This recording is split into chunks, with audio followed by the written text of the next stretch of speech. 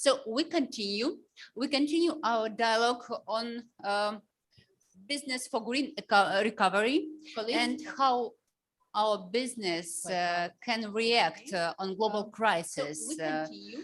I would like to introduce my speakers today. Business for green recovery. So Alex Lisitsa, the CEO of IMC. I would like to introduce my speakers today. Mrs. Olga Ustinova, CEO of Vodafone Ukraine. So Alex Lisitsa, the CEO of IMC. Mr. Vitaly Vereshchagin, CEO of Kaparol Ukraine.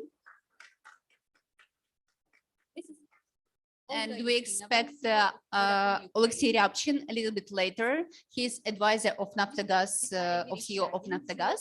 So we will start from the speakers who joined us online. Alex, let's discuss the food situation in Ukraine, how the war impacted food market in Ukraine and in the world, and what is the future of food security in sustainable rebuilding of Ukraine. I don't hear you. Oh, yeah. Yeah, good morning, everybody. Thank you very much for a nice event, and greetings from Ukraine, from North Ukraine. I'm sitting right now in the town Chernihiv, which is across the border with Belarus. Yeah, the situation in Ukrainian agribusiness and food industry is not that easy as you can imagine. The war has affected a lot of businesses, including agriculture and food. And the city where I am staying right now, the company IMC, operates more than 30,000 hectares of land, and unfortunately, all the lands were mined. So that means that we couldn't have any possibility to do with that land during the season, and probably we will do that next year. Starting from that year, we have actually done a lot of job with demining of the fields. And demining is just one of the problems we have and we do face right now in the Ukrainian agribusiness. There are a lot of stuff which is linked to the lack of liquidity, problems with the export, increasing costs for the inputs, including fuel, fertilizers, problems with logistics, etc., etc. But the main problem actually to motivate and to keep the people, to keep the labor that we have right now. So I think the challenges which we do face in the Ukrainian agribusiness, food industry, they are so huge and they will affect the global for years. One example for you, Ukrainian agribusiness has had normally 7 million hectares of winter crops like last year in 2021. So that has led usually to the gross production of 30 million tons of wheat and barley. And we have exported like 25 million tons of those products to the global market. And it was like between 10% of the global supply of wheat. Next year, due to the war, due to the bad financial conditions of the Ukrainian farmers, due to the occupied territories, due to the mined fields, Ukraine will probably disappear from the global market of wheat. And that will lead to the really bad situation on the global food market. So the war affects Ukrainian agribusiness very negatively, affect the global supply of food for next years. Thank you, Alex. We see the reports that estimate that damages in food security system costed us 30 billion euros. What do you think, what are the fast and sustainable recovery for this sector, and where is cooperation needed the most? I think the real cost of damages, they will be definitely higher. We see, as I said before, a lot of troubles with the soil quality. If next year the farmers will be not able to operate the lands, so their prices for their recovery of the land, they will be definitely higher than we actually have had before. So we about lost contracts on the global market. We do speak about lost infrastructure, bridges. We do speak about lost technical equipment. So the losses are really huge. And the effect of those losses, as I said before, will be even higher in the next years. And that's also linked partly to sustainability of the agriculture, the sustainability of their land regions or countryside, land leases. They affected a lot of people which do live in the Ukrainian countryside. And that's also affect the ecological situation in the country here. Because of, as I said before, because of the quality of soils. So I do see actually on many fields, the rest of the rockets, missiles, mines, etc., etc. So I think the real effect will be definitely a huge one, and it will take years to get it in a production back. And that's what we say right now. We need a really clear recovery strategy, but so long the war is here, it would be definitely difficult to get any kind of Marshall Plan. We discuss it. So probably right now the best way would be to attract the international community to provide the liquidity resources for the Ukrainian farmers or Ukrainian agribusiness. Even more expensive for the global market if the Ukrainian agriculture and food sector will collapse next year. One more question to you. The World Society discuss what should be first, quality or quantity of food. What is your opinion today in Ukrainian agricultural sphere?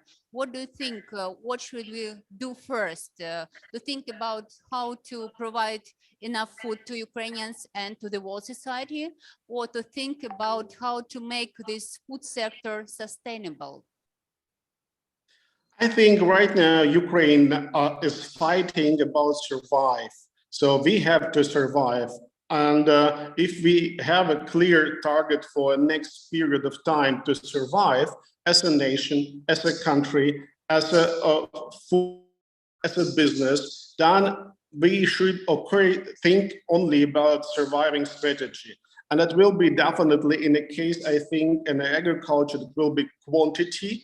But in the same time, if we do produce the products which are needed on the global market with quality, then it should be also clear strategy. So that means if we do produce products which they are certified by global suppliers, than the case in berries, I don't know, a lot of products we do supply to the global market, also oil. So that means I think quality is also a part of the strategic issue for the agribusiness here. So definitely to survive, we need quantity, but quality with sustainability is a part of the current business. So we cannot forget it. We cannot say that it will not work because of the war. So war has, but to survive, we need both quality and quantity. Thank you very much. Thank you for your time. Thank you for joining this conference today. Thank you. I know that you are on your road and traveling, so keep safe, and I wish you all the best with what you are doing in Ukraine. Thank you. Thank you very much. All the best to you. Thank you. Bye. And we continue. Olha, my next questions to you. Even with Alex, we experienced some troubles with the internet connection, and you are probably the most experienced person here who may talk about how Ukrainian telecommunication companies feel today and how they allow people to stay connected, because it is very important nowadays when there are a lot of missiles attacks in one city and relatives are in another city. They would like to know what is going on, and you are doing a lot of efforts to keep these people connected. Thank you for that. And my question to you is, what has been done in Ukraine to keep telecommunications working and operating on maximum capacity? Hello, everyone.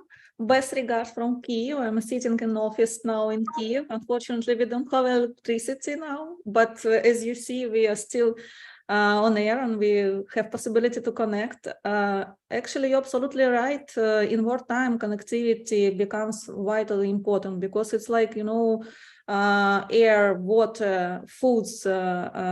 People really need to have information about evacuation, about situation in their cities. They have to send some messages for their relatives. And also we understand it's really very important now currently to have connection, because when the occupation of the territory done, we immediately come in and first message what people sending to their friends, relatives, to their family using SMS or data or voice, it's I'm alive. So it's really make us motivated to work day and night. And actually from the beginning of the war, it was very big challenges. How to keep capacity and make sustainable our network, because a lot of people moving from the east regional to the west, and we need to somehow to keep them on air, because capacity it was less, and we invest a lot of in that time. Now when the occupation done, we coming immediately, even together with army, and sometimes our infrastructure destroyed fully, and we are bringing moving base station and sending our traffic through the satellite. We're using all technology to make as much as faster our network on air. We also supporting our refugees, and thanks a lot for all European operators which provide for special tariff for roaming. And now currently our refugees can use mobile network with tariff which they have here in Ukraine. Also now a lot of challenges with electricity, and we learn how to work in the blackout. We install additional battery. We have a lot of in our network generator, but still we have around 30,000 base stations around Ukraine, and you can imagine what we have to do to keep our network on air. Actually, we are working already 9 months, day and night, and we are believing like we will connect and we will continue do our job the best. Much we see actually, we experience that in Ukraine, trying to connect our relatives from Ukraine, in Ukraine and outside. What will be needed, and where we have possibilities to collaborate and contribute to solutions? Actually, today our major task is to maintain sustainable network operation. We are grateful for all our help who help us to perform these tasks. Speaking of the future innovation of the country, we see actually a lot of opportunities for cooperation with international businesses. It's like energy, construction, medicine, security, agriculture, banking. And because of telecom technology, like IoT, data analysis have already become basic for this industry. We already implement all this technology, and they provided smart solutions that more efficient, consumes less energy, and do not harm the environment. Also, we see growing demand in online services, and you can see like working our idea. It's a lot of safe care application now using for the bank industry, for the mobile network, for the retail, and we are believing it's more convenient for the people and than traditional, and also more efficient in terms of energy saving and zero impact on the climate.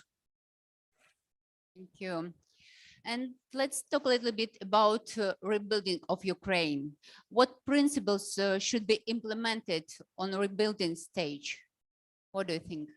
The key words, it should be sustainability. Now we understand how it's important, because previously when we make construction our network, it was one situation. Now it's quite different, and we understand in 1 minute can destroy everything. And also we are believing like we can do that only through united effort. And I would like to say the basic principles of for all us should be global solidarity and partnership both among countries and businesses. Great. Thank you so much. Thank you for all your efforts. And I wish you and all of us the closest finish of this war. And I hope that your business will survive and will be really sustainable today and after the war. Thank you so much. Thank you so much. Все буде Україна.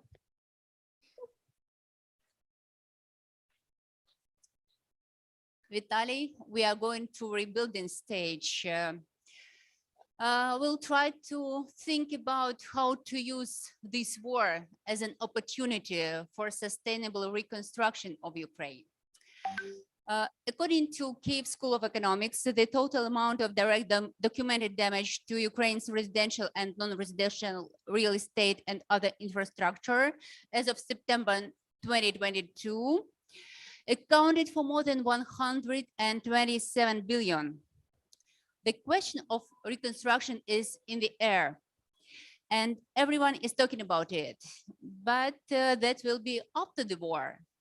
And what is the short-term solutions for the destruction and damage? What is your opinion about that? Hello, Tatiana. Nice to see you, even in this small window of my laptop. And nevertheless, thank you for the invitation and, of course, for questions. Yeah. So, yeah, it's really the damage caused by Russian invasion is really tremendous. Ukrainians are brave, yeah, and motivated to rebuild their broken houses, dreams, and lives. Even so, the war is here and now, yeah, and the figure is not the end. They are growing, yeah, even compare with the old report of KSE. And people don't want to live in their ruined places and go to destroy offices destroyed or other damaged buildings that are part of their life stories. Ukrainians are adaptive, but will never get used to living in a mess. In this time of uncertainty, I'm convinced that private sector should be a light in the dark and make customers' lives and better. Yeah, for Kaparol Ukraine, which I present company, people always have been a key value, and our customer inspire us to respond faster and to offer practical solutions, and our employees develop and implement the best ideas. It is worth mentioning that we didn't dismiss any of our employees, and 50% of them are in the armed forces. Likely, all of them are alive, no victims. So really good news. Regarding short-term solutions, as you asked, Kaparol's response to today's challenge in our brand new product range we call Alpina Expert Restart. So we offer not just a line of materials, but as a system of solutions with detailed step-by-step instructions and video reviews. It is useful when everyone is involved in the restoration, not only craftsmen, but also volunteers. There are plenty of in Ukraine, unfortunately, victims and their neighbors and just those who care. So Alpina Expert Restart was developed in very short period of time. So it's our record, I think, and symbolized our strong support of Ukrainians. All materials will help our customers to get rid of the damages and consequences of war, and will also be a temporary, affordable solution for repair the interior and facades. So people, I hope, are thankful for this chance, and we are happy to be a sustainable business that cares for the customers and believes in the victory of Ukraine. Thank you. Thank you. It's a great example of resistance. In the context of long-term solutions, many experts are talking about rebuilding according to the leadership in energy and environmental design. Its certification, and do you believe that Ukraine should follow these principles? While the war end and still unknown, yeah, so Ukraine will need the most extensive reconstruction plan in Europe since World War II, unfortunately. The July in 2022, Ukraine Recovery Conference in Lugano, Switzerland, laid out the broad contours of the reconstruction challenge. Many countries have specified the regions or cities in Ukraine that they will support in their rebuilding. I firmly believe that we must learn and implement the best international foreign experience in our reconstruction. We deserve it at least. Now, more than ever, Ukraine also needs energy independence, yeah, and what we see in our circumstances, yeah, and electricity issues. And this should be one of the main vectors of reconstructions. In this context, LEED, L-E-E-D, yeah, as what we're talking about, certification can be a perfect long-term solution for our country. It can help us to attract more green investments and align with crucial policies such as the European Green Deal, which Ukraine has already committed. Sustainability is the new black for a modern business that plans to continue operating in the nearest future. Nowadays, in Ukraine, LEED certification is not very common, but our construction companies are interested in bringing these sustainable practices to our new reality. LEED has many benefits that may sound very persuasive. The certification impacts cost and investments, people attitudes, and environmental policies. For example, high rates in the real estate market, energy efficiency, and more conscious resources consumption. LEED certification has always been meaningful, but it will be crucial after the war. So I'm glad to admit that Kaparol's product meets all the criteria, and the construction companies that follow LEED standards are our partners. Thank you. Thank you, Vitaly. And Alexey, thank you for joining us here. Thank you very much, Vitaly, for this great discussion, for your efforts to continue business in Ukraine in such a challenging time. I wish you all the best and hope to see you soon in Kiev. Yeah, thank you. Thank you for the invitation. Have a nice and have a lovely day. Bye-bye.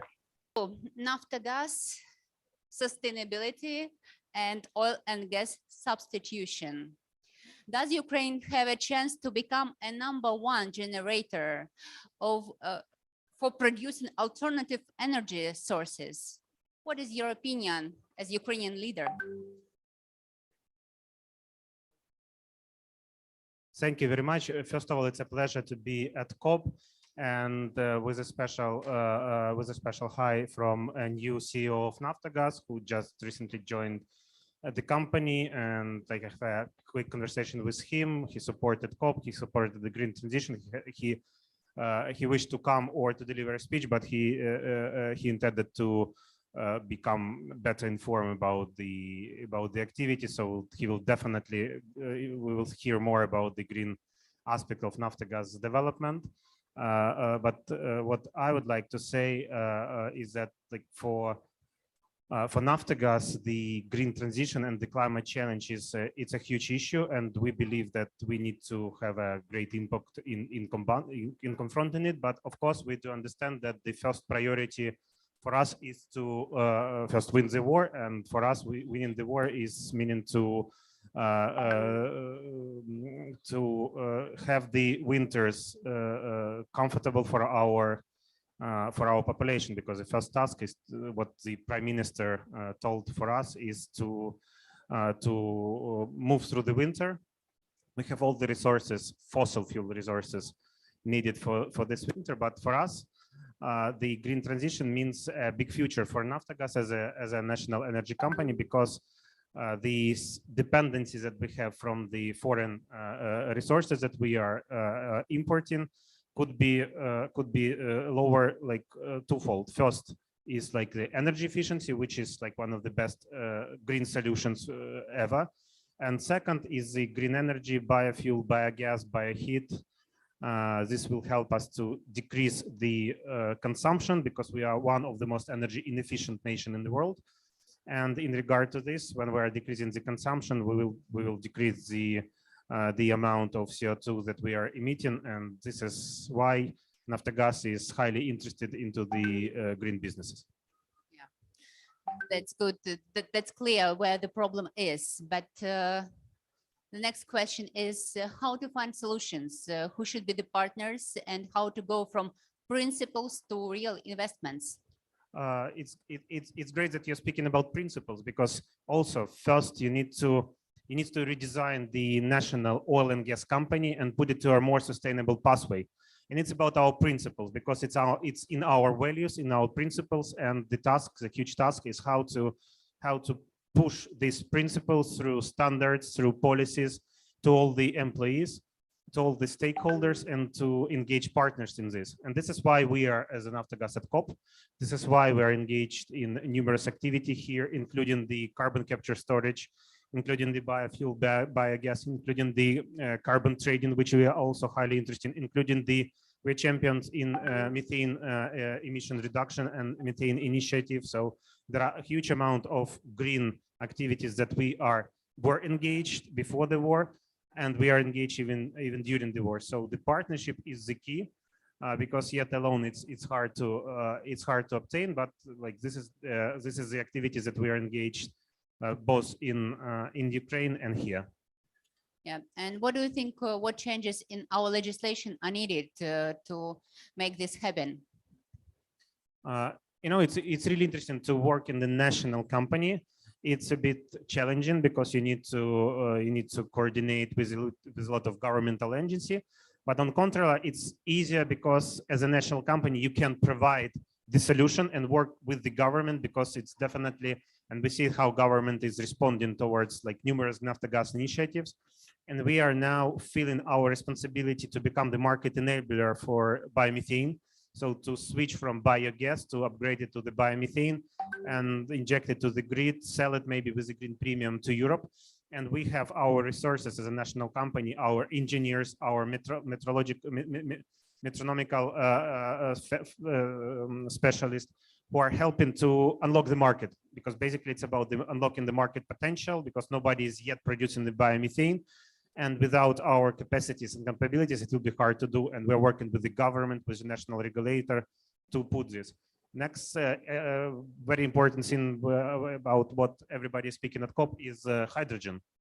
Basically, you should not only build solar wind panel and put the electrolyzers and produce hydrogen. You need to have huge amount of laws and bylaws and national regulation how you will basically inject it to the grid, sell it. And this is also where we see our kind of potential as a national company to cooperate on this issue. Last but not the least is carbon capture storage. Though this, none of the energy company is able to be on a sustainable track. And this is why we, as a Naftogaz, we will be engaged in this activity too. And here we have huge amount of discussion about the future of the oil and gas company with the carbon capture storage. Yeah, and who are the partners? Where do you see to find them? Here at COP or somewhere else? Who are they?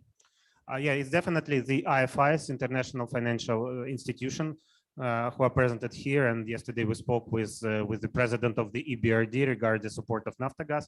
Unfortunately, because of the war, first thing that we are speaking is the finance to survive the winter, basically, to provide the funds for Ukrainians to have more gas in our storages. And this is what they are basically doing, the financials. They're doing some kind of exceptional financing because of the war. And it's a shame that because of the Russian aggression, we are not speaking a lot about the green transition. And we're sitting here in the pavilion, which is basically a representative of these barbarical wars that we are having. And the international institution definitely see Naftogaz and many other businesses as their partners.